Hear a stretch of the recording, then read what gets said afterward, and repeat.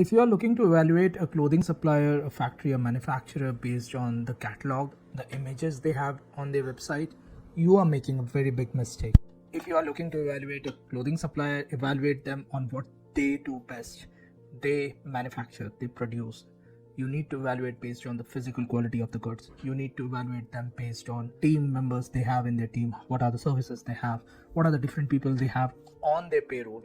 So these are the capabilities that you need to evaluate your clothing supply. You do not need to evaluate them based on the images and the quality of the images. I can show you one example. Here's one image which is done by photo shoot, proper styling, everything. It's just $4 or $5, maybe even less than $4. It retails for $20. Fast fashion product. The other one is a very high-end luxurious product. The hand embroidery, the raw material itself is about $50, and then you have other costs involved, so it goes around 80 to 100 and it sells for 700, 800. The minimum this could retail is $500. And if you look at both the images, you will not be able to evaluate, and both of them, by the way, are manufactured by us.